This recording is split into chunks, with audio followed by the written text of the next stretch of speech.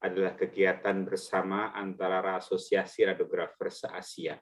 Ya, awalnya tujuan kami itu untuk memperkuat koordinasi, cooperations, dan pertukaran ilmu pengetahuan di antara negara-negara yang menjadi anggota dari kegiatan ini, kemudian sekaligus juga mempromosikan continuing professional development, dan tentu kita bisa belajar meningkatkan profesionalisme kita, belajar dari negara lain bagaimana mereka mendeliver pelayanan radiologi di negaranya masing-masing.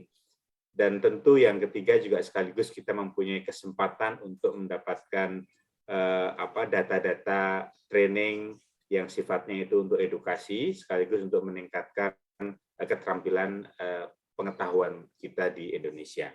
Awalnya kegiatan ini berawal di tahun 2020, ya. Ada 5 negara yang tadi disampaikan Bu Irma. Kemudian dengan berjalannya waktu saat ini sudah menjadi 9 negara yang bergabung menjadi satu dalam kegiatan ini. Ya.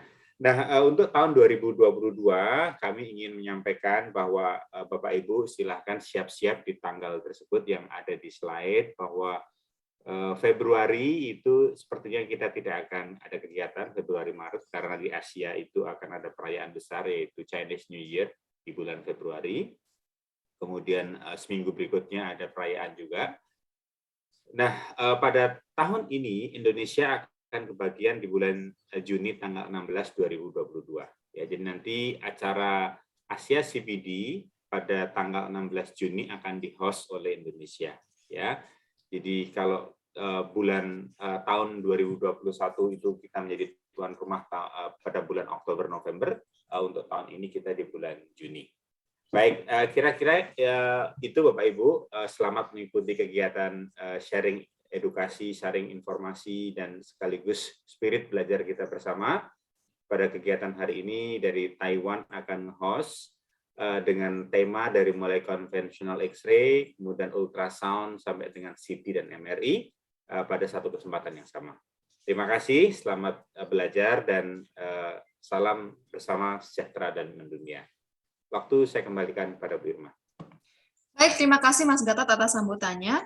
Bapak Ibu, selanjutnya sambutan akan disampaikan oleh Bapak Ketua Umum Pengurus Pusat PARI, Bapak Dr. Haji Sugianto, SPD, MAPPSC MRI. Kepada Bapak Ketum, waktu kami persilahkan.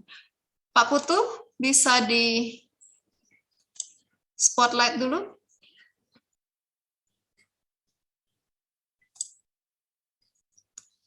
Baik, Bapak Ketum, kami persilahkan.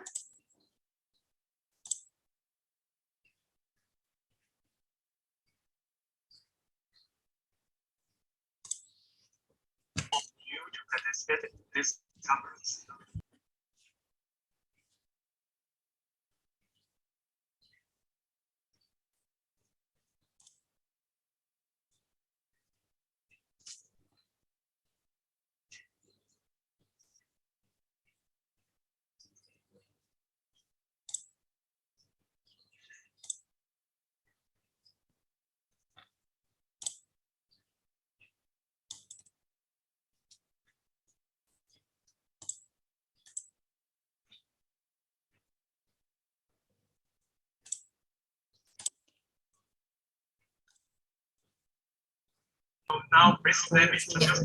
Halo. Oke, Bapak silakan, sudah bisa terdengar Bapak suaranya.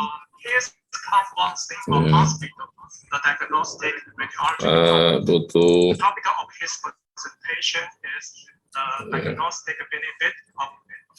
Ya, Bu Putu Irma, terima kasih ya. Mohon maaf ini agak connect-nya agak terlambat. Ya, terima kasih pada teman-teman semua. Kita ketemu lagi di CPD Asia ya. Ketemu lagi di season awal tahun. Ya, mudah-mudahan semuanya sukses, lancar. Terima kasih teman-teman yang telah menghubungkan ini dengan CPD Asia, Pak Putu Irma, Pak Beli Putu, Pak Gatot, ya, Pak Hidayat yang selama ini terus ya bekerja sama dengan teman-teman CPD Asia. Ini sangat bermanfaat ya, Bu Putu Irma ya. Dan kita bisa belajar lah nanti, ini kayaknya tekniknya bagus-bagus ya yang di Taiwan ini ya, kita bisa upgrade ilmu kita. Kira-kira gitu Bu Putu Irma, selamat ya, sukses ya. Terima kasih. Terima kasih Pak Ketum atas sambutannya. Baiklah Bapak Ibu, selanjutnya sebelum kita join dengan main Zoom kita di Taiwan, sepertinya sudah mulai. Mari kita ambil waktu sejenak saja untuk menundukkan kepala, untuk memohon kelancaran dan keselamatan untuk kita semuanya. Mari kita berdoa menurut agama dan kepercayaan masing-masing. Untuk itu berdoa dipersilahkan.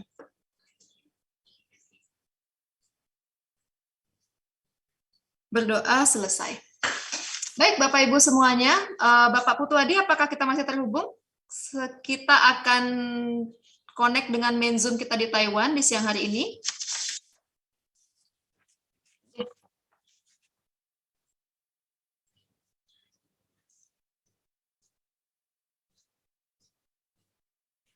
Oke, selamat menyimak Bapak Ibu semuanya.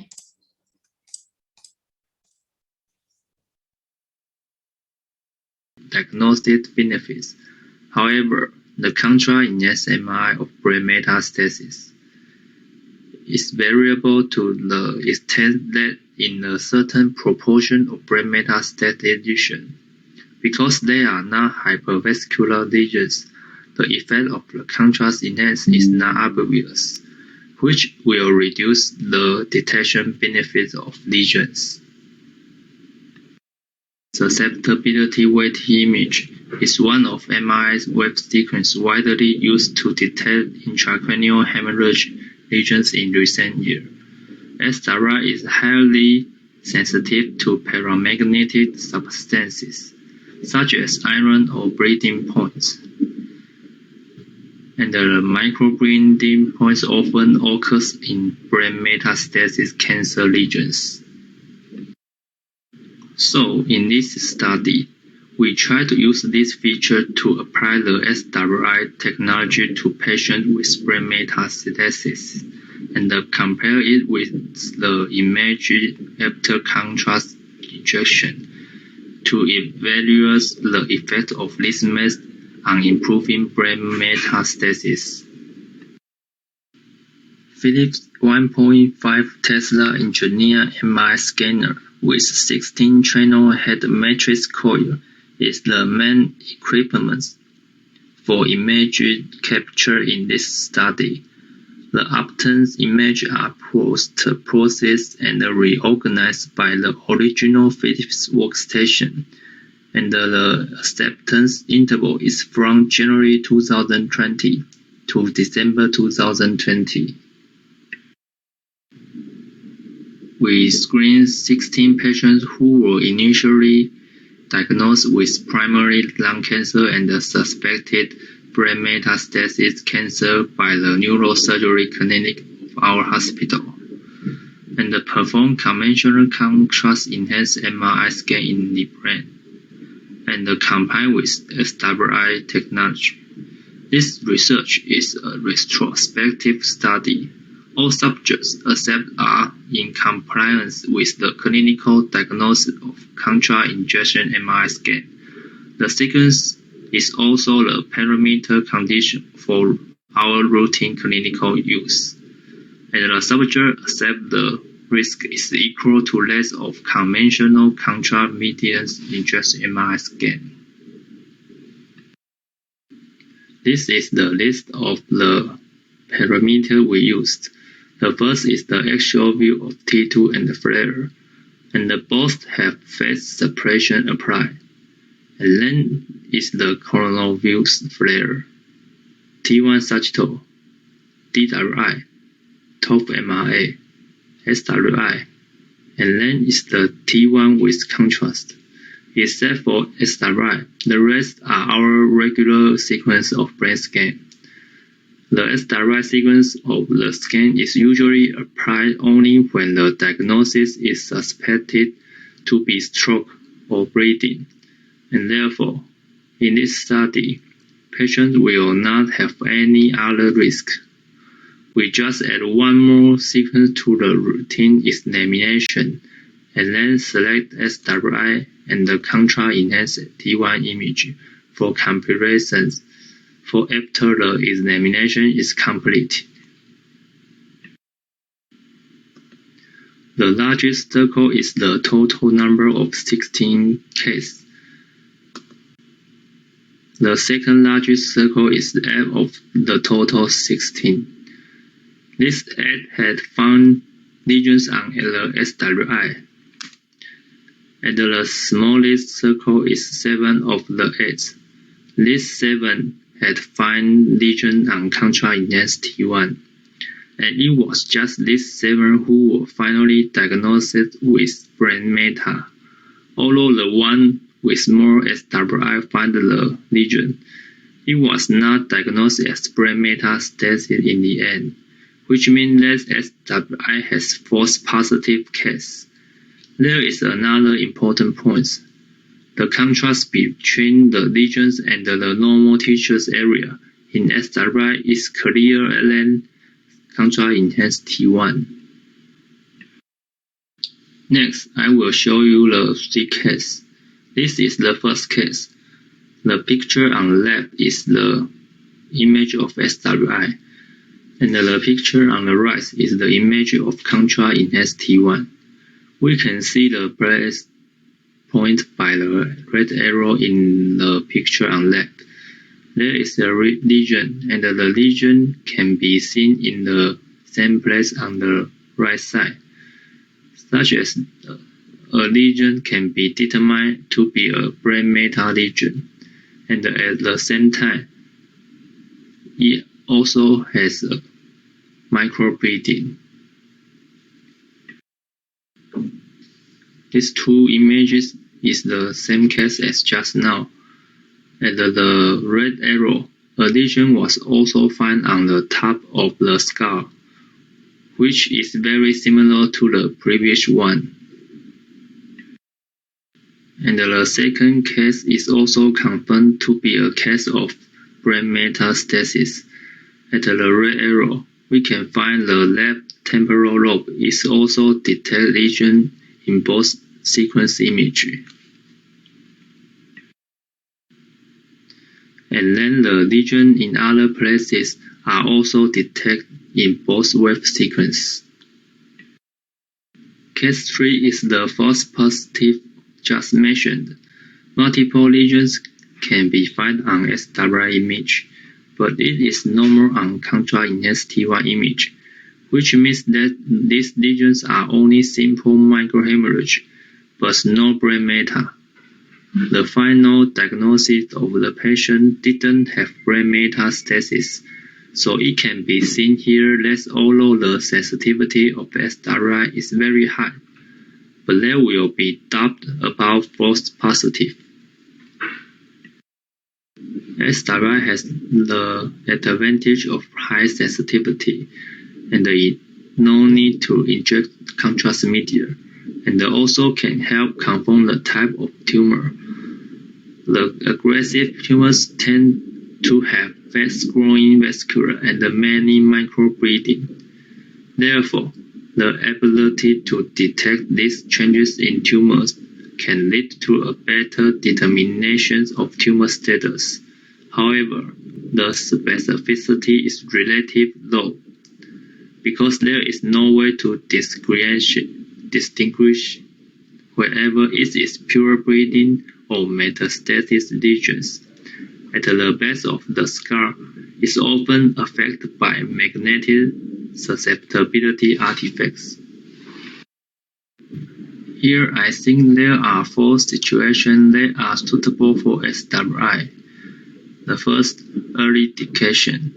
Because SWI has a magnifying effect on the display of lesion. When the early tumor itself is not large, SWI can help to find out where are the abnormal. And then there are patients with renal dysfunction and contrast median are large. They can first detect whether there is any abnormal before using the contrast median, and then evaluate whether to use contra-enhanced MRI for diagnosis. And the last one is non-high-grade vascular supply lesions. It is mentioned that this kind of lesion has no obvious effect on contrast median, so SRI can provide doctor with more information. The sensitivity of SRI to hemorrhage lesion is relatively high in the MRI scan sequence, but for brain metastasis, the type of lesions that appear are variable. Not every brain metastasis patient will have bleeding lesions, so they still need to rely on contrast-enhanced MRI for detection. Finally, we believe that SRI is currently not suitable for use alone to confirm brain metastasis. The gold standard for the differential diagnosis of brain metastasis is still contrast MRI.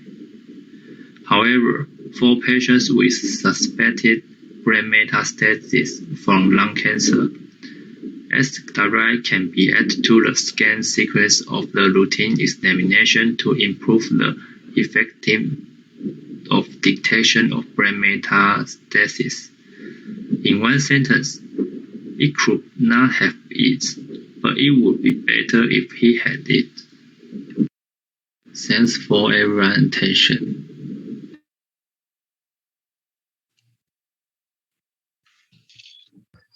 Okay, I think SRI imaging is widely used for MRI scans for detect hemorrhage lesions. So I think it's very interesting. So I thank Mr. Jenan Cho and his presentation. Okay, the next topic we will focus on clinical ultrasound technique. And our next speaker is Mrs. Jia Xianjie. She currently serves as a radiographer at Kaohsiung Volunteer General Hospital. Today, she is going to share her experience, and the topic of her presentation is ultrasound musculoskeletal system rotator cuff. Now, let's welcome Mrs. Jia Xianjie. Good day, ladies and gentlemen. Thank you all for being here. I'm today's speaker, Jen, and I want to talk to you about professional ultrasonic examination techniques. I will share with you one of ultrasonic examination in clinical medicine musculoskeletal system. This time, I will focus on examination of the rotator cuff. Before starting, let me introduce myself first.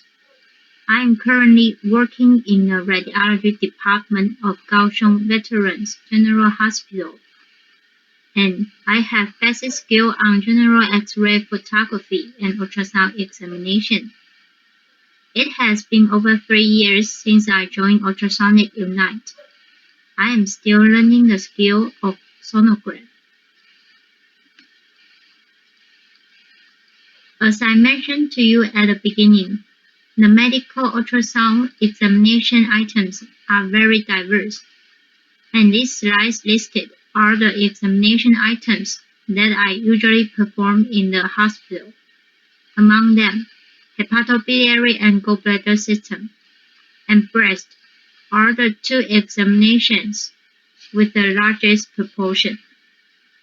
But this time, I want to introduce you to the rotator cuff, because it is very important for ultrasound technicians. We also need to protect our shoulders to avoid occupational disasters. Ultrasound of the shoulder rotator cuff can be used as a focus examination, providing rapid, real-time diagnosis and treatment in desired clinical situation.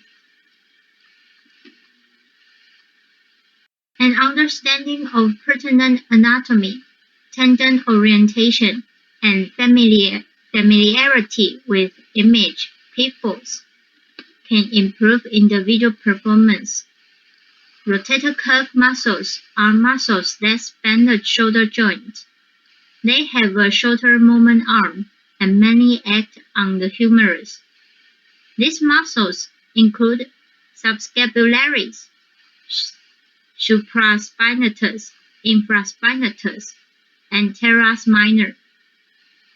It calls rotator cuff because these four muscles cause medial and lateral rotation of the arm. From the picture, we can know the direction of our shoulder muscles and ligaments. The ligaments that my hospital will examine clinically include biceps, subscapularis, supraspinatus, infraspinatus, and teres minors. Before the examination, the ultrasound operator needs to perform the following points. First, distinguish the patient. Second, understand the cause and the time of the injury in the context of the examination. Third, evaluate the patient's condition. Use a simple physical examination to check the degree of the patient's injury, and then start the examination. When we check different ligaments, we need to match different postures to check the condition of the ligaments. We will ask the patient to rotate the arm externally to check biceps and subscapularis. When the patient is akimbo, we check supraspinatus. Finally, ask the patient's arm to be in a bent and adducted position to check infraspinatus and teres minor. These pictures shows the postures we ask the patient to do during the examination, and also show the position of the ultrasound probe. During the scanning process, we will change the direction of the probe to observe the ligaments in the transverse and sagittal planes, then store these images. Special thanks to my colleague for posting these poses and letting me take pictures. Thank you. After the examination, the images will be stored for the radiologist to report, and remind patient go see the doctor next time to read the result.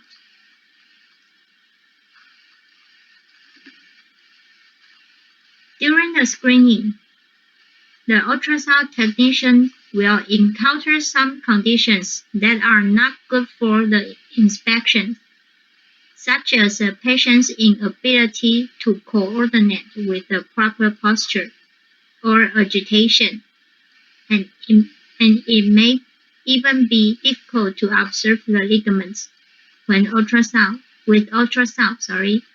because of an operation on the patient's affected side. These are some examination cases.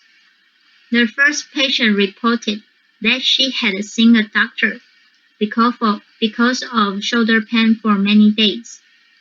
We performed an ultrasound examination and found no abnormalities in the biceps.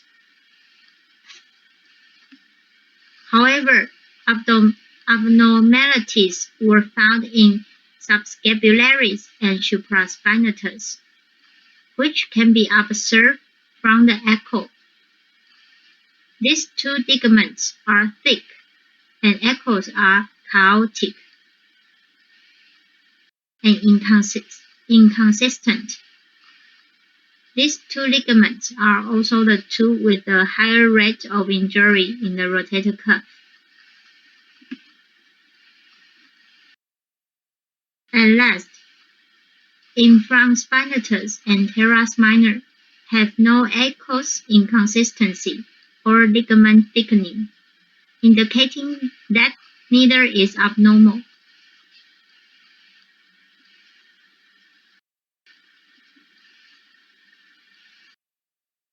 In the next, case 2, no abnormal echo were found in the biceps.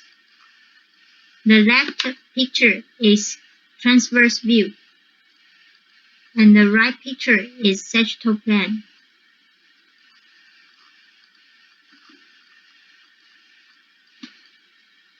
Compared with case 1, the echoes on subscapularis and the supraspinatus in case 2 were consistent, and the ligaments were not thickened.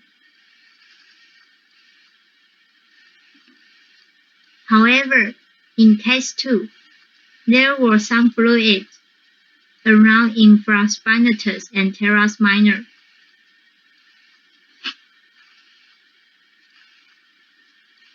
The image report showed that the radiologist more favored there was a possibility of bursitis.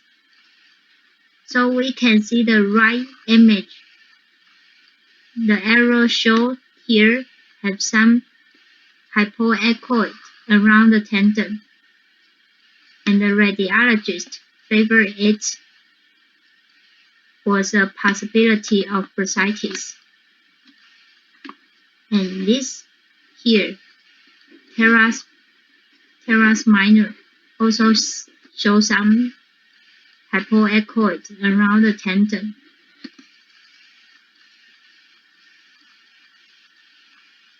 And here is the comparison between case 3 and case 4.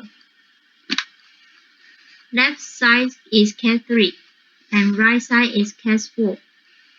We will compare the ultrasound images of these two cases.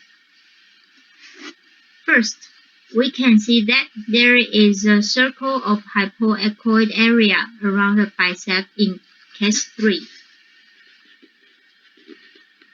showing that there is some fluid and the probability of bursitis is higher. But in case 4, there is no special finding.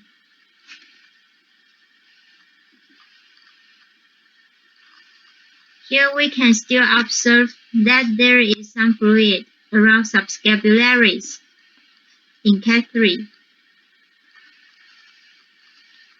The ligaments are also thickened, and in case 4, some calcification of subscapularis can be observed. Here, the calcification is over here.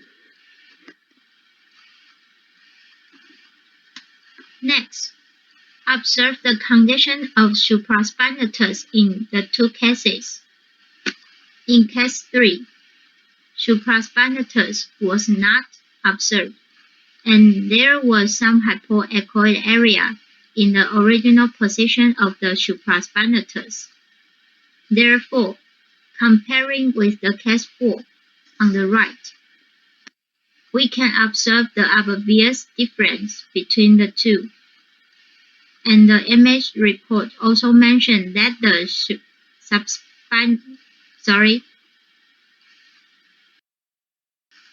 supraspinatus in case 3 is highly likely for thickness tear. And in case 4, it was found that there were hypoechoid area around the tendon, around the supraspinatus, indicating bursitis.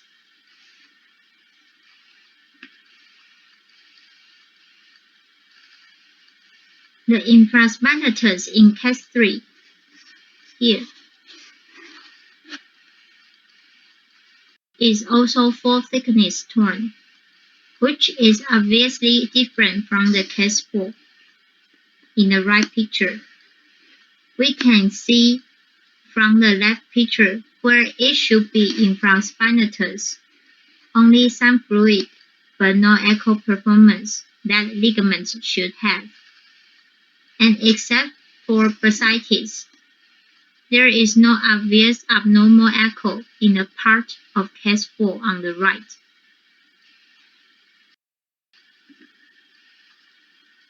In my point of view, shoulder ultrasound has a proven accuracy in rotator cuff assessment. However, This examination relies heavily on the skills of ultrasound technicians.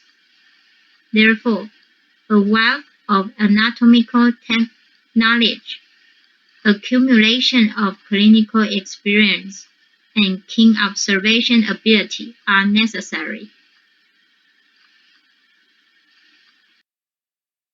In addition, whether performing ultrasound examination of the shoulder or other body part, when we face patients, we need to listen patiently, face them empathetically, and perform exams for them professionally.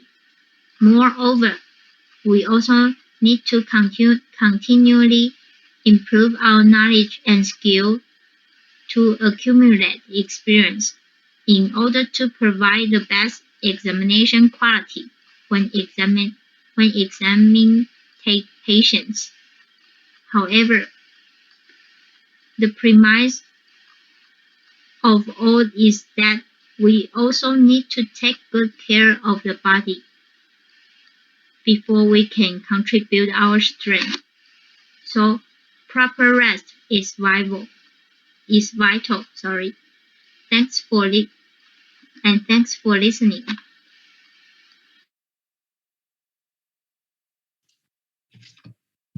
Okay, I think ultrasound is another one of very important imaging tool for a clinical diagnosis. It's very interesting. And thanks for our speaker for this section. And then I think we are going to the next section. Please. Yes, thank you very much, Director Cheng Wei Li. Now let me introduce to you and let me call on now our moderator for the Part 2 session, Alice Chang. Hi. Hello, I'm Alice, and I'm in charge of the second part. I would like to introduce the next speakers. So, the next speaker is Maggie Zheng.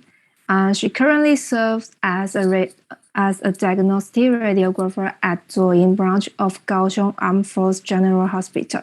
And her topic is using non-invasive way to reduce allergy rates of iodinate contrast while doing CT enhanced procedures. So welcome to Maggie Zheng.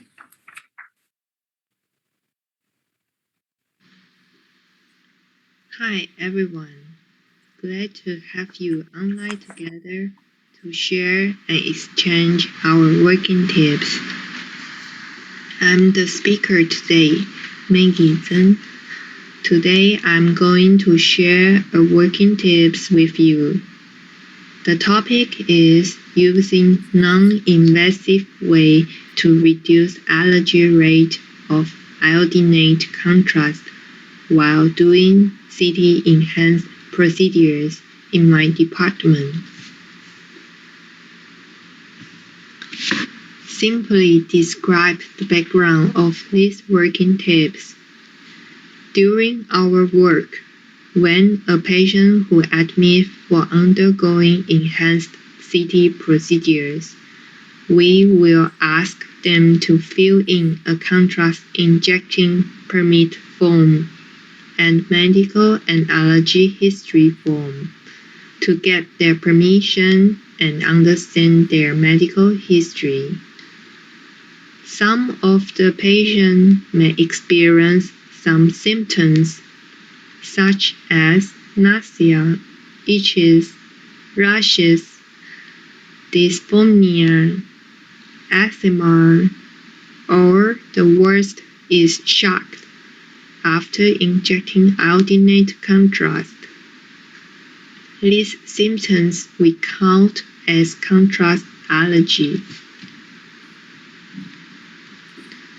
Part of those patients may choose to undergo alternative exams, but some of the patients have no choice. They must still undergo enhanced CT scan to get the diagnostic result of following their disease. According to the description of allergy symptoms from patients themselves.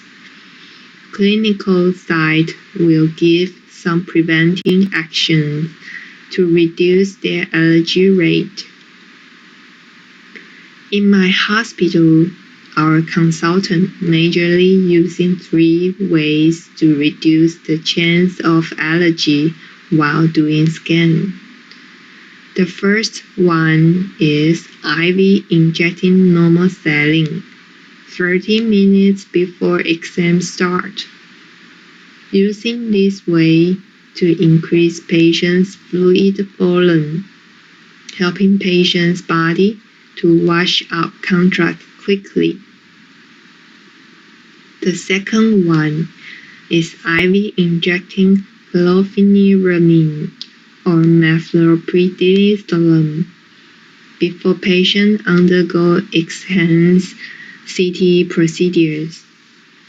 The dose of chlorpheniramine or methylprednisolone depends on how serious of their allergy symptom is.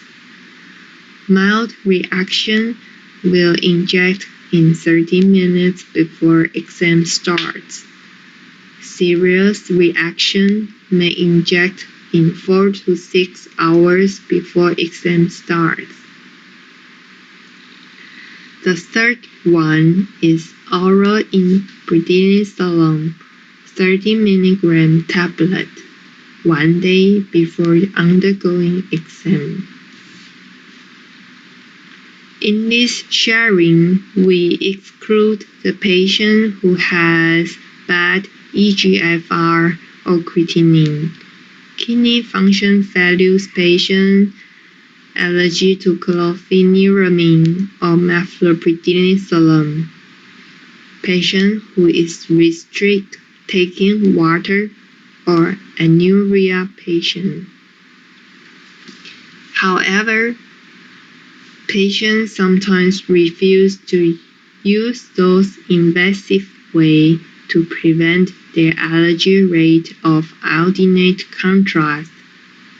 They may question doctor whether the enhanced CT scan is their only choice, or they refuse to go through injection twice or more because of their scare of needle injection.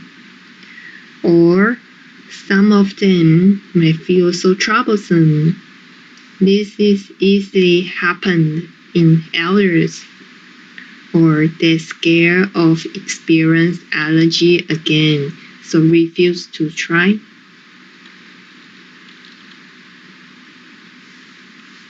Due to those reasons, we noticed that the cause of allergy is from 2 parts of view. One is patient's physical condition, such as their family history, medical history, patient who has diabetes, and so on. And the other is patient's mentally thought, such as anxiety or resistance.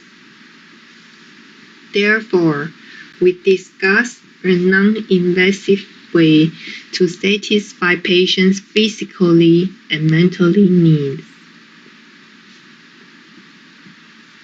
That is, giving water for patients to drink before they undergo exam in 30 minutes time. We use physical way to increase body fluid volume, same result as using normal saline IV washing. Moreover, drinking water is easy to prepare and widely acceptable by patients.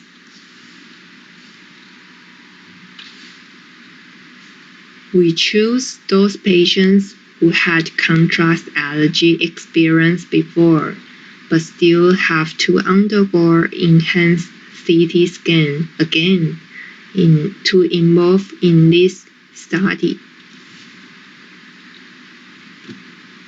and this brings some advantage to different role of people. For patients, it reduces their anxiety of undergoing enhanced CT procedures, and they can finish the procedure without experiencing uncomfortable feelings. For CT team radiographers, patients will be more cooperate in this procedure and get our work more efficiency and produce the high diagnostic value images. For clinical sites, it reduces the patient's arguments or questioning, and they could get the high diagnostic value of report, which might influence their next treatment decision.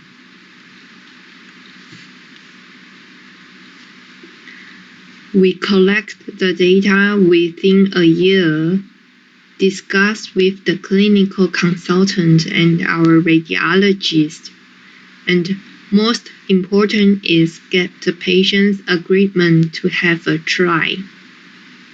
In the end of a year, we totally get 50 patients fit in our requirement who had allergy experience but willing to try this non-invasive way to undergo enhanced CT exam again.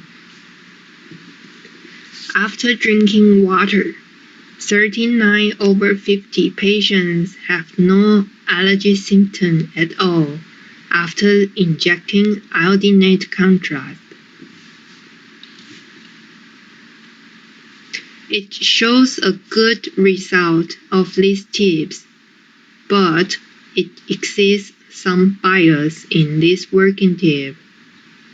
Like our sample size is really small, and this tip is only suited for those patients who had mild allergy symptoms, and basically who had allergy history won't undergo the same exam again. They normally will discuss with their doctor and wish to choose the alternative one. But from the feedback of patients, drinking water is quite a good way to try compared to taking preventive medicine or medical actions. This is my sharing today. Thanks for your listening. If you have any questions, please do not hesitate to ask. Thank you.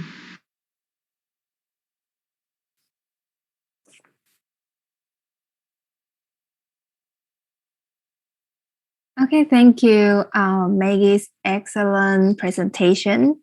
And next speaker will be Yanlin Liu. He currently performs the role of the researcher at University of California, Irvine. He's going to give a keynote speech about diagnosis of non-mass-like enhancement lesions on DCE-MRI by using radionics and deep learning. So welcome to Yanlin Liu. Hello everyone, my name is Yanlin Liu. I'm come from Taiwan. Now I'm working at the Department of Radiological Science, UCI. And today I want to make a short presentation, the diagnosis of non-mass-like enhancement lesion on DCE-MRI by using radiomics and deep learning. For breast lesion detection, three modalities are often used for breast lesion detection in clinical examination. Breast MRI is an important modality for detection of the lesion. Due to its strong soft tissue contrast, it has become a clinical examination used for mammography and ultrasound for diagnosis of the breast cancer. Dynamic contrast enhancement MRI, we call it DCE-MRI, is a well-established imaging method to evaluate the vascular property, which can be used for diagnosis benign from malignant lesion. According to the BI-RAD, breast lesions on MRI are divided into the three categories. For example, since like a tumor have the focus enhancement or the mass and the non-mass enhancement. For the mass lesion, this can be easy to detect by all the imaging modality and the diagnosis with the high accuracy. The diagnosis of the non-mass enhancement lesion are more challenging. So why the non-mass is more challenging than mass lesion? For the mass lesion, the intensity of the lesion is the difference than other breast tissue. But in the non-mass, the lesion boundary cannot be easy to find out. For the non-mass enhancement, the fifth edition of the BI-RAD has further revised the category for morphology distribution and the internal enhancement pattern. However, there was a substantial overlap of some descriptor between malignant and benign lesion, and difficult to make an accurate diagnosis. To detect the non-mass enhancement lesion as likely to be malignant or benign is more difficult, and the machine learning-based CAD may provide a visibility tool to make an accurate diagnosis. In recent years, radiomics and machine learning have been extensively applied in medical field. Radiomics analysis can extract many features from imaging and convert them into the quantitative data. For the deep learning using the convolutional neural network is also very emerging rapidly, and it has been shown as a feasible method for the diagnosis without using predefined feature extraction algorithm. So in this study, the object of this study was implement radiomics and deep learning using the ResNet 50 to build a diagnosis model for diagnosis for discrimination malignant and benign non-mass enhancement on MRI. As you can see this table, there are a total of the 175 non-mass enhancement patients, and the exclusion criteria were patients receiving any period treatment or poor image quality, and seems like a motion artifact. We will just exclude those patients. So finally, we can gather the 150 patients, include 104 with 104 with the malignant, and the 46 patients with benign lesion were included in this data set. This figure shows a classic example of a morphology distribution and the internal enhancement pattern evaluated based on BI-RAD.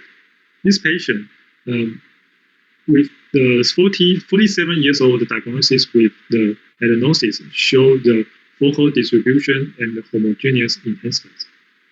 This patient is 41-year-old diagnosis with the DCIS showing the segmental distribution in heterogeneous enhancement. This patient is 43 years old, diagnosis with the IDC showing the segmental distribution and the cluster wing enhancement. This patient is 36 years old, diagnosis with the inflammation showing the regional distribution and the heterogeneous enhancement. 41 years old diagnosis with IDC showing the regional distribution.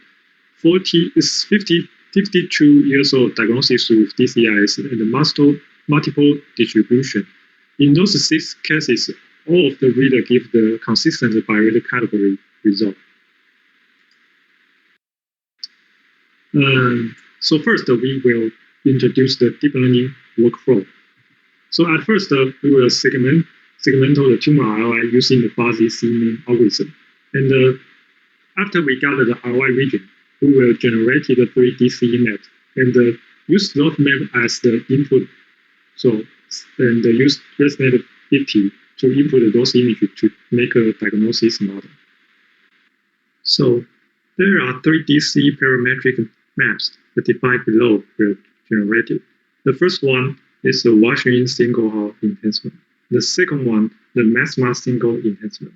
The third one is the washout slope map. And this is a case study. This patient with the 63 years old with the IDC, and this image show the F1 pre-contrast imaging, and this is the F2 post-contrast imaging, and we also just label the RI in here. And the figure C, D, E, F, that means the F1 pre-contrast imaging, and this is the lesion area. And for the D imaging, that is the F2 post-contrast, F3 post-contrast, and the last one is the F6 post-contrast imaging. And this three images is the DC parametric maps. And this is the time frame imaging with the different intensity. So this is the F1 and the F2, F3, F4, F5, and F6. So as we can see, the DC time course shows a typical washout pattern, reaching the maxima in F3, followed by decreased intensity from F4 to F6. This is another case study. This patient with the DCIS. So as we can see, the tumor, the lesion is in here, and the DC time course shows the pattern seems like very stable after the F3, and the maxima is in the F3. So this patient with the is a benign patient, and as you can see, after contrast, the DC time course shows the enhancement from F1 to F6. This figure shows the flow chart of the radiometer analyzing procedure. So the first, the tumor is a segmented arm, the F2 minus F1 subtraction imaging using the RDS-C-mean, and then the tumor RI is mapped to three generated DC parametric map. On each map, the 107 parameters are extracted using pyradiamis. They are used for feature selection by using SVM, and then for building the classification model using 5 different machine learning algorithms. The 8 features were used to build the model. Those features is extracted from the pyradiamis, and in the training data set, the achieved accuracy was 80%, 77%, 75%, 75%, 71% for SVM, distinction tree, KN, and LDF, and maybe bias. When those models were also applied to the testing data set, as you can see, the accuracy is about 77%, 75%, 67%, 70%, and about 62%. But for the ResNet, as you can see, the accuracy can achieve the 91%, and the AUC is 0.9. So the ResNet is better than the Radiamis model. And for the training data set, as you can see, the ResNet 50 also higher than the Radiamis. This figure shows the ROC curve generated from the predicted pure lesion malignant probability in the training data set, and by using the ResNet 50 and the 5 different machine learning algorithms. As we can see in here, the ResNet have the highest ROC. The standard for the second is the Radiamis model using the SVM with the Gaussian kernel. So that's the one. The better one is the navy bias. In the result, as we can see, the SVM with the Gaussian kernel have the highest accuracy compared to other algorithms. So it can be reached 80% accuracy, both in the training data set and the testing data set. Since like there is not a lot of difference between training and the testing data set. And for ResNet, in the non-mass enhancement data set, as we can see, the accuracy is higher to 91%, and the 83 in the testing data set. The definitely had the better diagnostic performance compared to the Radiamis model. And some researchers has also indicated that the deep learning will have the better diagnosis accuracy. For the higher level flexibility, not limited by the predefined feature, is using the certain computer algorithm. So that is because the pyradiamis have the 107 feature that we extract from the RY imaging. So So those features was the fixed. So sometimes when we use the pyridiomics method, it seems like the limited by predefined feature. So in this study, so in the limitation, the case number was small, and the non-mass enhancement was further than mass deletion, difficult to assemble the data set. The tumor ROI was segmented using the fuzzy staining algorithm, not including all the cancer tissues. Non-mass enhancement boundary is not clear. There was no golden standard method to perform the segmentation. So sometimes we will manual drawing by radiologist, not a good option. Sometimes will lead even the higher variation. In summary, radiomics and the deep learning method will implement to investigate their potential to provide machine learning-based CAD tool, and the higher accuracy was achieved. The value of the AI model in diagnostic radiology is well recognized, most in providing additional information for radiologists, not mature yet for making diagnosis recommendation. Thank you for your attention.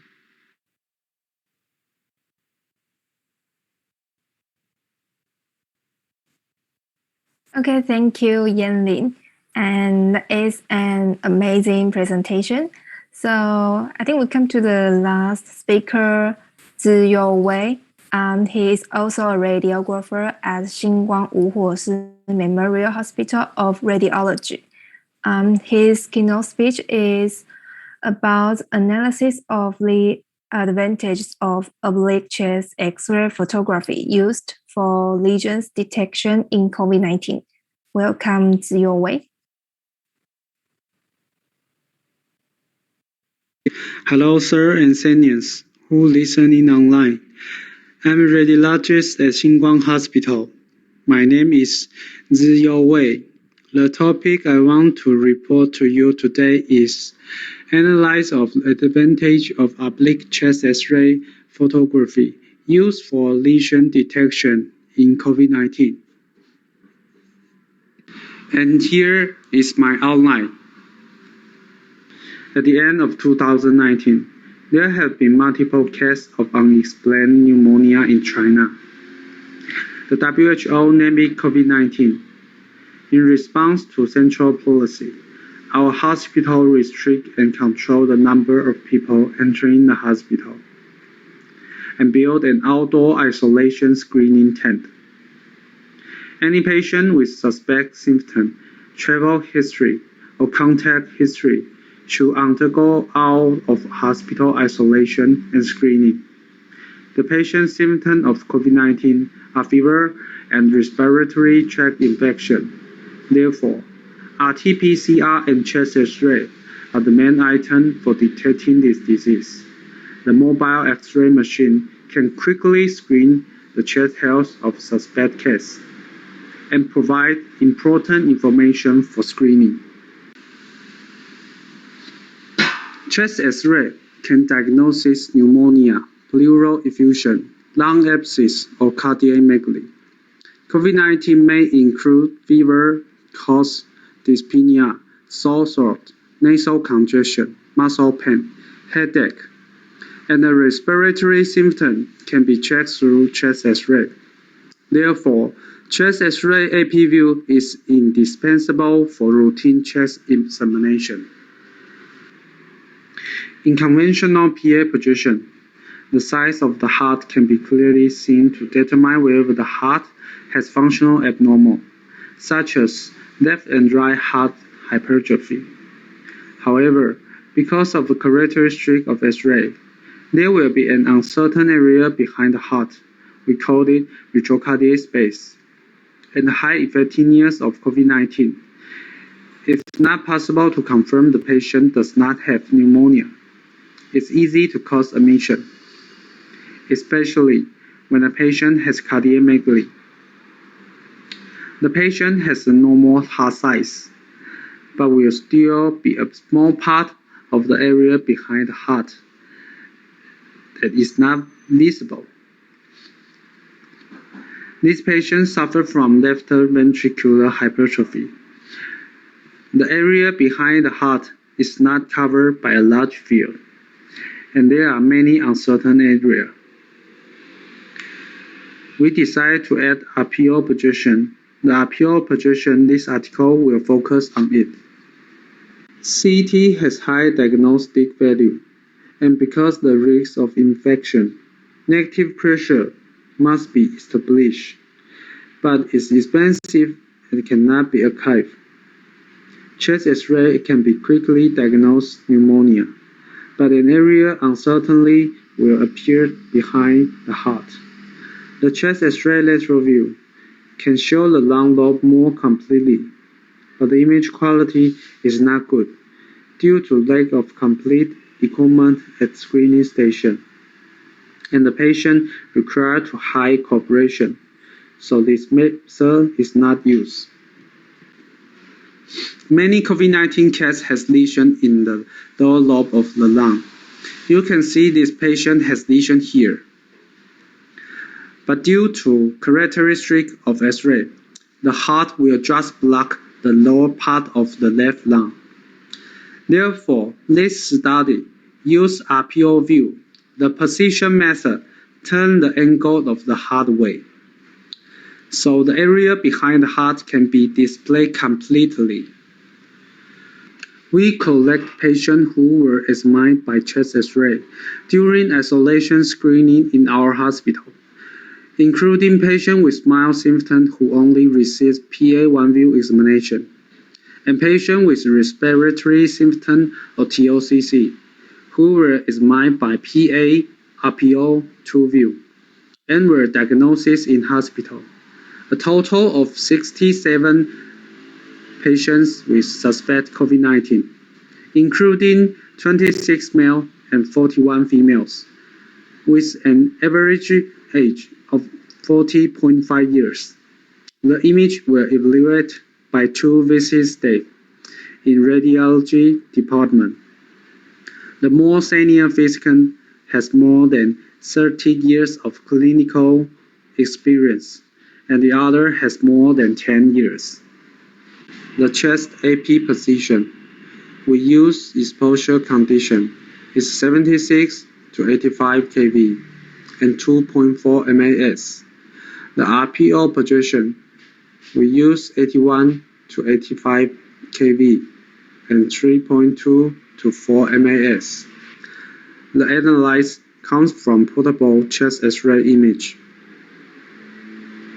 Among 67 patients, 5 patients with fever and no TOCC only use AP view, and 62 patients use AP and RPO view. Of these 62 patients, 13 patients could not be present completely, and 49 patients can fully present retrocardiac space in RPO image. After using RPO view, the angle of heart can be turned away, so the lower lobe of the lung in the posterior area of heart can be fully displayed. These 2 patients, the retrocardiac space can be fully displayed. You can see the patient on the left. The heart is superimposed on the spines, and the posterior area of heart can be fully displayed. The patient on the right has a problem with cardiomegaly, and the area that was not visible in the AP view originally.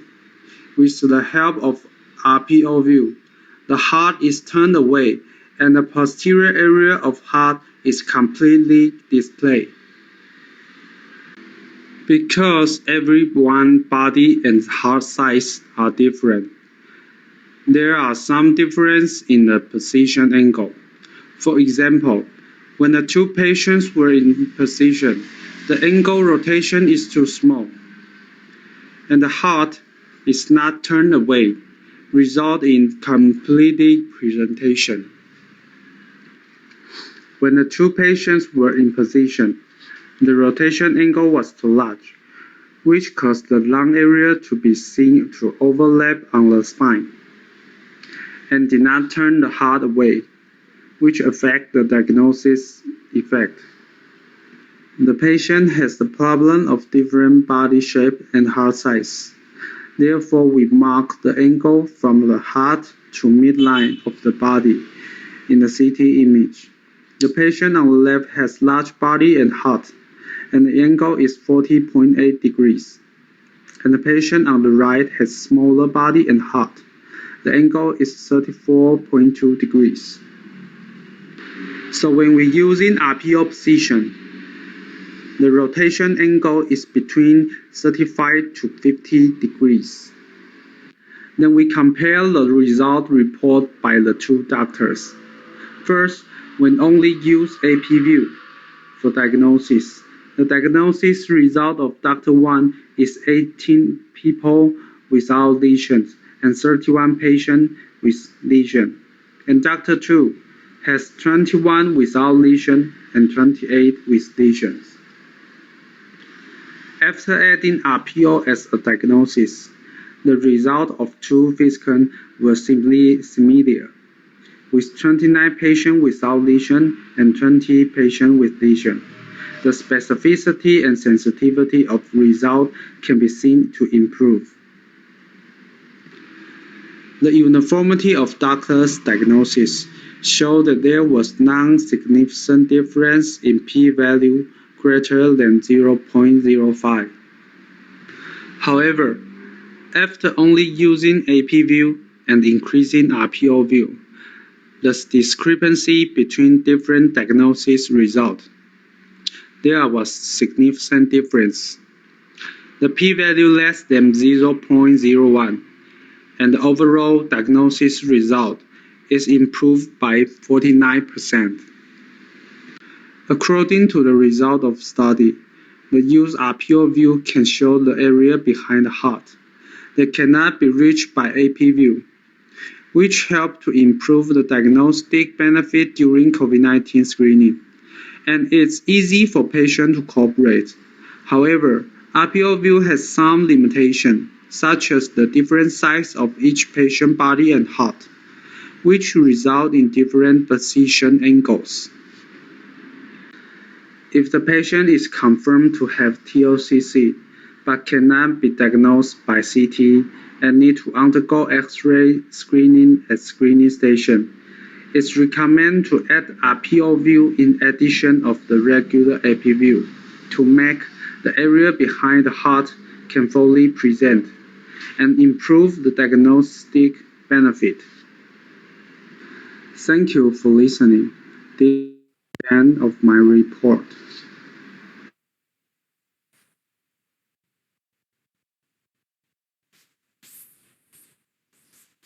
Okay, thank you, Ziyo Wei, and that is a wonderful presentation.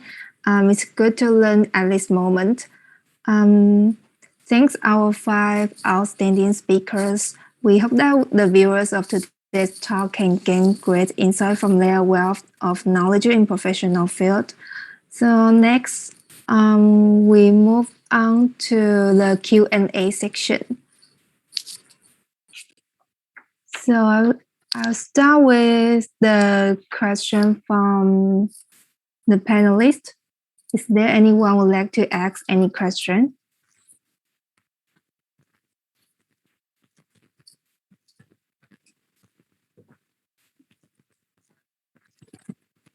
Yes, I have a question.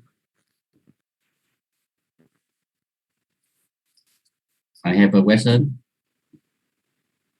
Yes. Okay. My first question for Zian Brand Seal, the first speaker. Yes. Okay. Yes. How many cases in your research? How many cases? 16. 16? Yes. Yes. I'm agree. You are well. You use SWI very early for diagnosis, very early for metastasis in brain, very early, and non-contrast. I'm agree. But I see in research, I only see early staging. Maybe early staging. For example, I'm a doctor. I send request for you. I have my patient in lung cancer. I thinking in metastasis in brain. I send for you. You check MRI. I see you are early. Summer lesson very early, very simple. You use SWI. Okay, but you remember very simple. Yes, like a cyst in brain. But some metastasis have a edema, around. You miss the summer metastasis have edema around. You see? Yes. So I think the SWI is just can support to detect the brain metastasis. It's still need to do the contrast-enhanced MRI to confirm it. Yes, sometimes they affect in another one, and I think you very early better, early staging very bad. But I think now in your hospital, for example, I send for you in my patient in lung cancer. You automatic use SWI, and you don't use your CET1. You don't use CET1. No, we use both of them. Yes, both of them. Yes, the first the CET1 first. After that, the SWI. And SWI is. For example, I think in my patient have a metastasis in brain. I said for you, what you choose, the first the CET1 or the second you use SWI. And the first choice is I will choose the CET1 first. Yes, after that. Okay. Congratulations. Okay, thank you. Very good. Thank you. Yes, very good idea. I think everyone learn from in your research. SWI very important for early diagnosis in metastasis in brain. Thank you. The second speaker. I have a question for Chia. He's Xian Chian. I have a question. I understand in your we use in intrasound for rotator cuff is very important. But I don't know because in rotator cuff, some patient no need to should get no operate, no need, only drink medicine and exercise. How about in your hospital? For example, you choose ultrasound first, patient pen and shoulder, and you choose the first ultrasound. When you patient move to in MRI for exam. When we do the sono examinations, then we will call our doctor. When we doing the examination and the patient still in the room, then we call the doctor to come. Yeah. Better show the examination image, then and tell the patient to do some gesture to see the tendon have any maybe bursitis or some tears. If the image cannot show clearly, then we will use some like a MRI or some scope. Yeah, I know. To see the tendons. Yeah. So we still need to doctor to examination to evaluate first. Yeah. Yes. I think if some patient don't need to operation, maybe with ultrasound enough, and medicine treatment for patient. Okay. We follow up patient. After that, if patient want to can operator, we can MRI late. Yes. Okay. Thank you. Thank you. The number 3, the third meditation. I ask question for you. If you recommend for everybody, I see one problem very important. My question again. Patient drink water. How many minutes before ingested CT contract in the CT scan? How many minutes? In my hospital? Yeah. I asked the number 3 question. Number 3 for Mary Tisen. Maggie, sorry. Yeah. Speaker, the third speaker. Hi. Yeah. How many minutes before drinking water? I understand your question. Yeah. We normally give patient drink water before we start the procedure, 30 minutes. 30 minutes before. So how many milliliters? 250 milliliter to 500. Depends on how much water patients are able to drink. In your research, but at least 250. Yeah. Your research, I think, are very important. The first time I hear, yes, drinking 30 minutes. It is not really a research. It's just a small tips we try to do. Yeah. And it is a more acceptable way for patients to do it before they start the scan again. Yeah. Because some before the VCT scan abdomen for patient, we usually for ingest the contrast. We usually for drink the water. Drink the water for in bigger stomach. Yeah. Yes, I think okay. But if those kind of exam patient is already have to drink, then we won't give more water for them to drink. More water? No, yes. We won't. Yes, we want more. Then the second question for you, Mary. For example, patient after when you inject a contract for patient, I don't know, in your hospital now, patient have a problem. After you just finish in injection, patient have a nose, have a pain abdomen.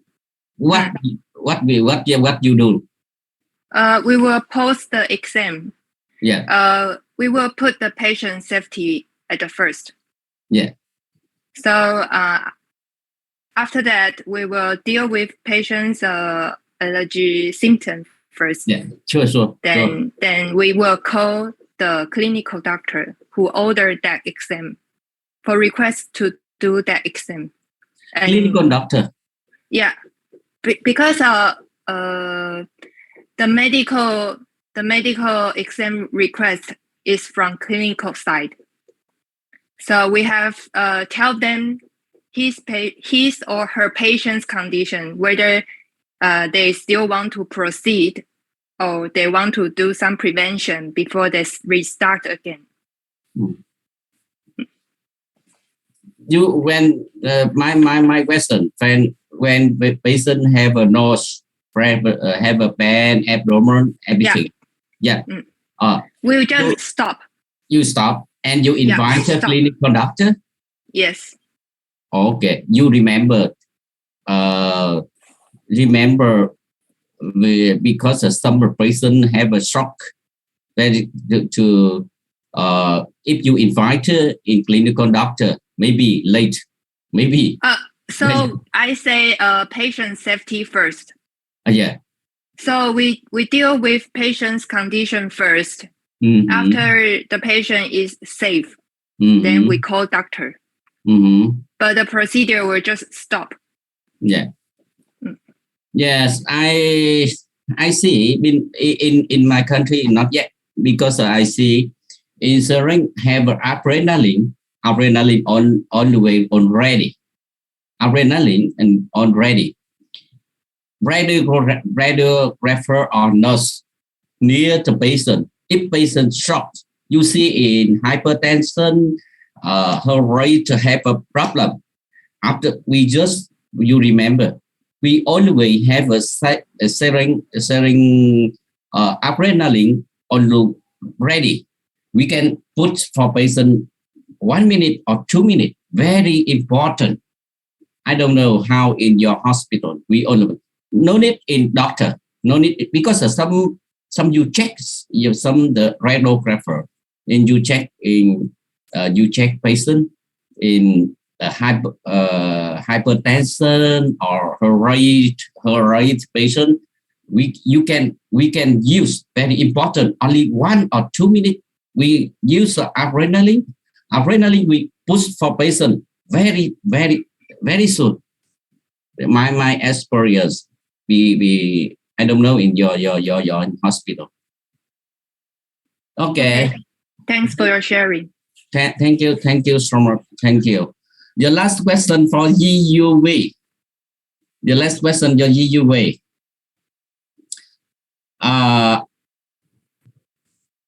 Thank you for your you share your you share your experience for everybody. We check X-ray for patient, COVID patient. You use AP and RPO. Very important.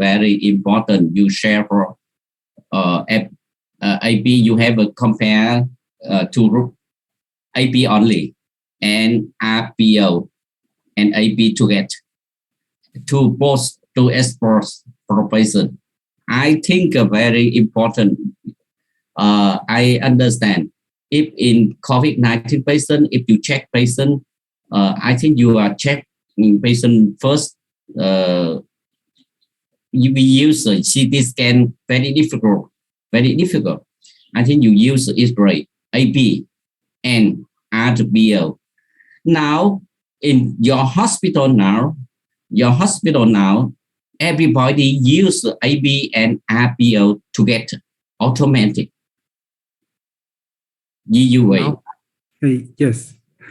For now, we will decide the patient has TLCC. If not, we just use AP view.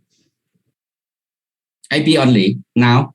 Yes. If not automatic. Yeah. Yes. If not has TLCC, we just use AP view. Yeah. And if has TLCC, we will use two view, AP and RPO. Yeah. Who in what who patient what patient who in you have check X-ray for a COVID coming before they coming in your hospital? Respiration symptom. Patient have a respiration symptom. You must check X-ray for patient. Yes. Yeah. Okay. I think my experience in COVID-19. I think maybe in your experience. Last time in Vietnam also, but last time we also in COVID we also call it COVID zero COVID policy. We just do that. But now in have 2 or 3 short vaccine, and now we stop something. Okay. Thank you. Today I see In congratulations in Taiwan, you have 5 speaker, only young speaker. You have a good plan for in training for young people in Taiwan. Congratulations again. I hope in young people in Taiwan have a good future in good develop. Thank you. Thank you. And thank you. So, is there anyone who has a question? I think I have one question for Dr. Liu Yanning. In my opinion, as we know, the parameter of MRI scans is very, very important to decide the image quality and the contrast. So, how do you think in your studies and how to decide a parameter so it's significant for your AI study, and it can significant for your study? Okay, thank you for your question. So actually, as in this study, so I using the DCMI, right? So, but actually, those data are from different hospitals. So some hospitals they maybe have the 5 DC time frame, right? The first is the post pre-contrast. Maybe they have the 4 or 5 post contrast. So in this study, we're using the 3 parametric map. So we want to use these 3 parametric map to just like normalize those images. Because as we know, we got those images from one hospital. So maybe those patients have the lesion, and the lesion maybe have the high intensity. But compared to other side images, so maybe the middle intensity, those patients maybe have the same as we will diagnosis as the malignant. So when we collect those images, so we will set in we will not set in the parameter. So for those hospital, we will collect those images since like a very different. Because when we get a more different imaging to build a radiomics or deep learning model, that we can say those models can actually use in the hospital, right? Because those models we want to finally can help to diagnose this malignant or benign. So actually, to be honest, if we can get a more different imaging and things like a different protocol and you know the different manufacturer such as GE and Siemens, and this is a different manufacturer. And as we know, so when we do the breast MRI, right? So the breast, different breast, so will affect the image quality. So we have to do the pre-processing things like a bias filter to normalize those images to get a better image quality, and then we input those images to the deep learning or radiomics model to build the perfect model. So actually, sometimes we don't want to get or maybe those hospitals have the same protocol. We hope they can use it. Sounds like they have the different voxel size and they have the different sizes, or maybe they have this machine will 1.5 Tesla, and one of the MRI have the 3 Tesla, and then for that different parameter, they can help those model can actually using in the help to help doctor to diagnosis. Yeah. Okay, thank you. Okay, thank you. Any questions? Okay. From me. Yeah. For the first speaker, Mr. Januari Cho. Yeah. I said this sequence for SWI. This is for your suggestion. This is possible for all kind of tumor or any specific tumor.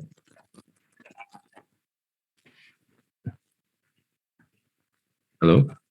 Excuse me, can you repeat? Okay, yeah. For the sequence of SWI, is it possible for all kind of tumor or just specific tumor for the examination?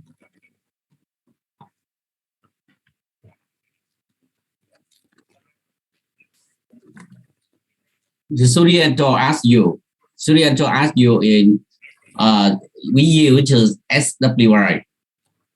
You get profits. Within the early staging for metastasis, the best, the first. He asked you with another tumor,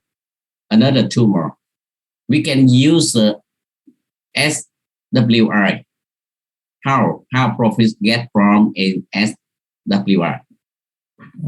It can tell the kind of the tumor is breeding. Also, it has a microbreeding. It can also detect it.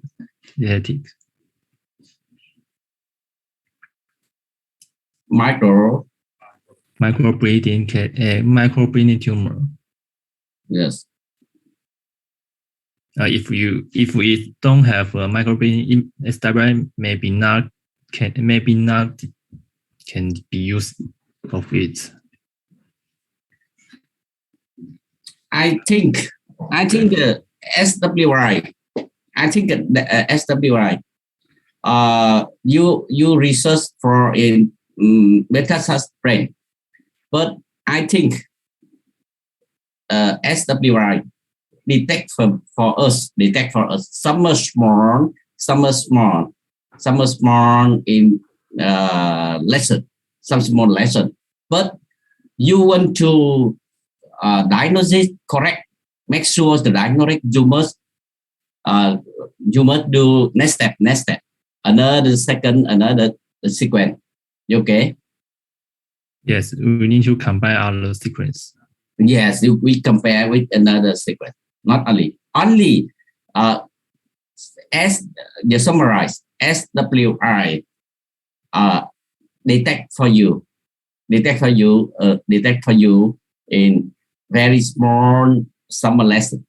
Okay, with in metastasis brain.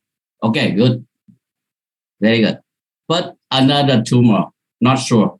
We must compare with another sequence. Okay. Yeah, thank you. Okay, thank you.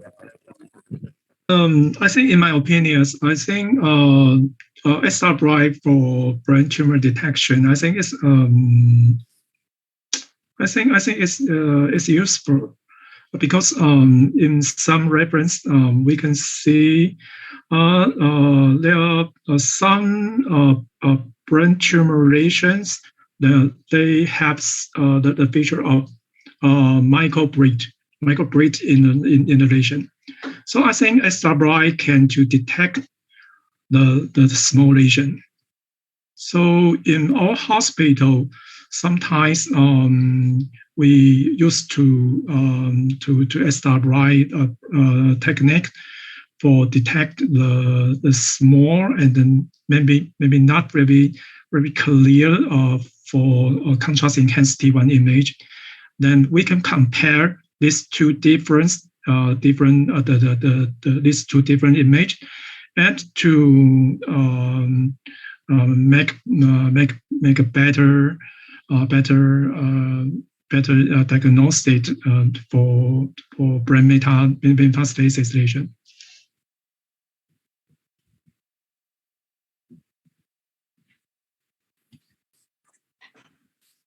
I have some comment about the susceptibility rating imaging.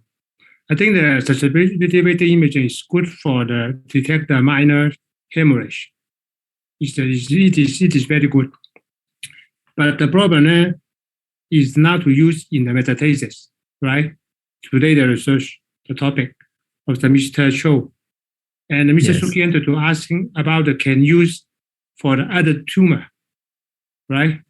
So, but the sensitivity imaging, we will know because the red blood cell, they have iron.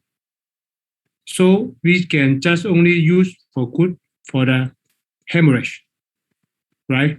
If the tumor you have hemorrhage, bleeding, so we can detect very well, right? Yes. Yes. I think the conclusion is this. Okay, thank you.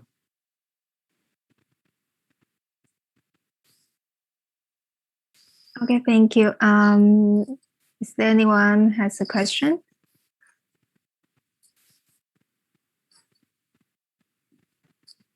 So I think we have come to the end of today's forum. Let me take this opportunity to once again thank our 5 distinguished speakers for today's informative and stimulating talks. Also, I would like to thank all of you for your contribution and the conference and successfully because of your participation. So now I would like to hand over to our president. Thank you, Alice. Thank you for your attention and see you next time. I wish all of you have a nice day. Thank you.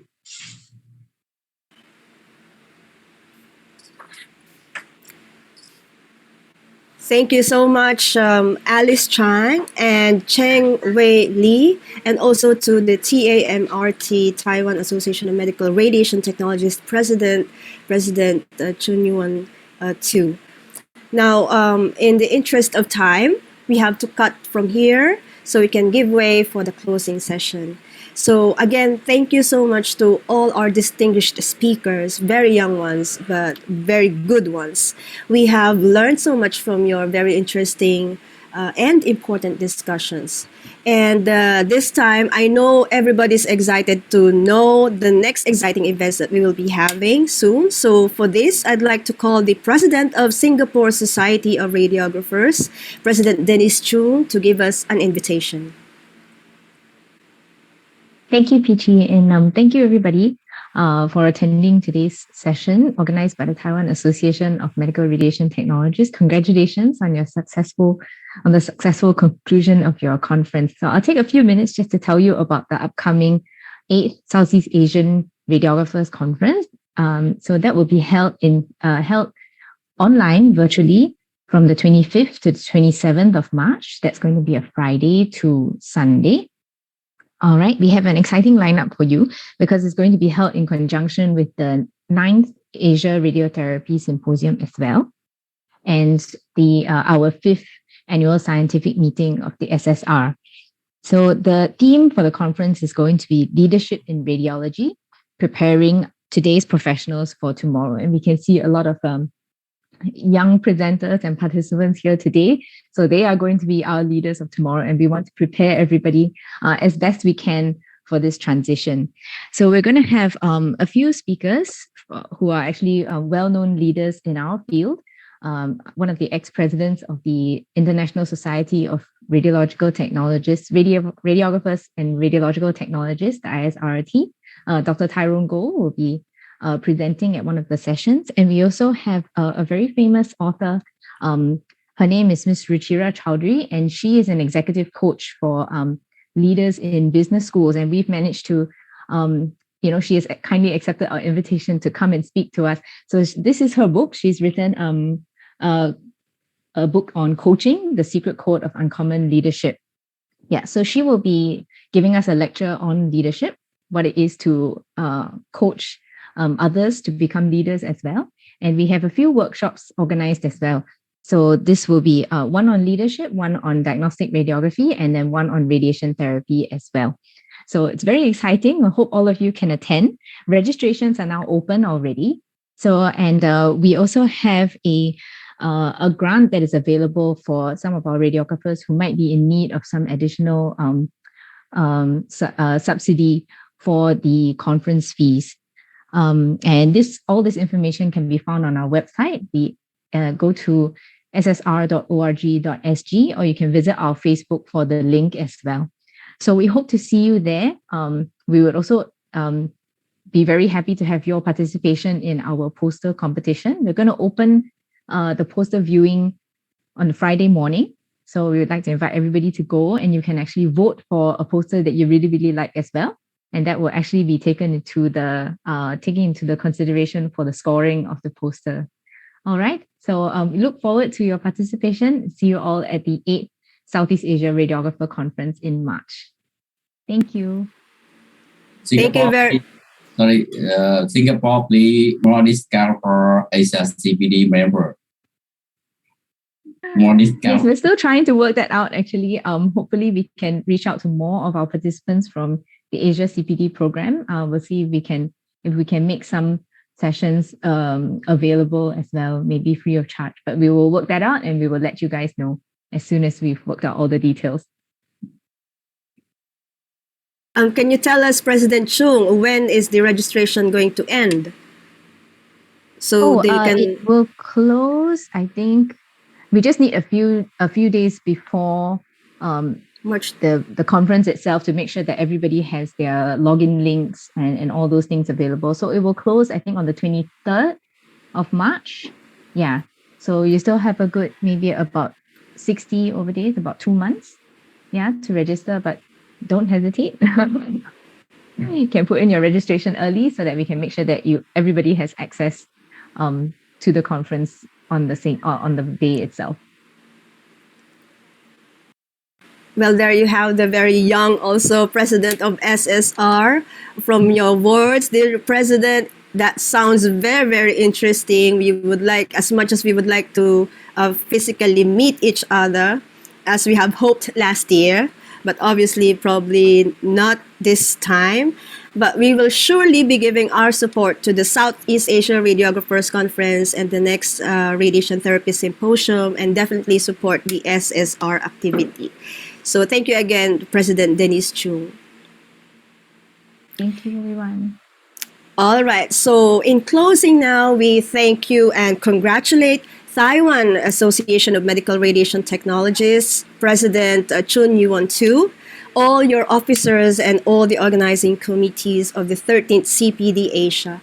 We thank you, and we thank all the support of the IT CPD Asia technical team, all the participants and registrants of this online platform, and most of all to all our presidents, officers, and representatives of our dear radiological technological societies in Asia. So for this, we would like to see you again on the 14th online CPD Asia. The next schedule, the 2022 CPD Asia online platform schedule, will be out very, very soon. So please keep updated. See you again in the next activity. Again, this is Peachy Luna, and saying to everyone, good day and keep safe. Thank you.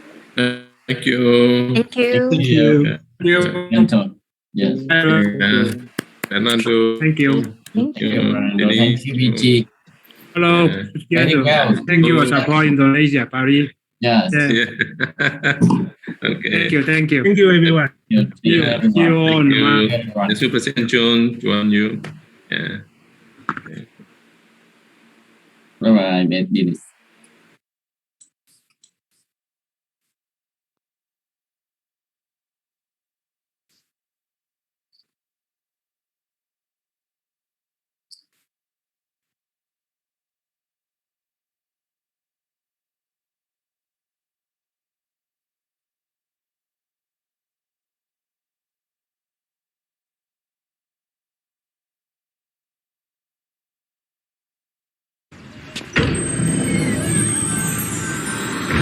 Recording.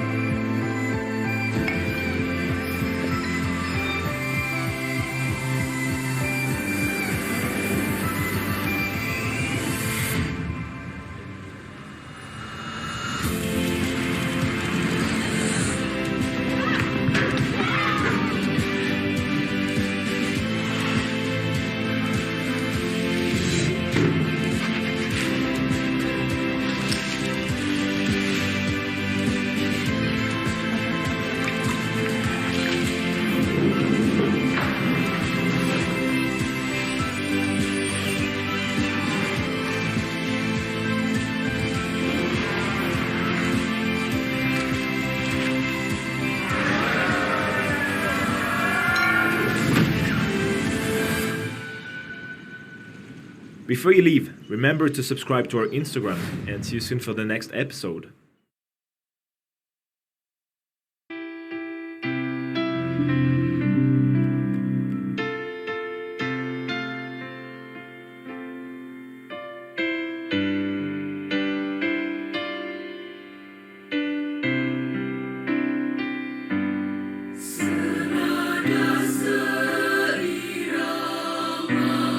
Angkat aku bagi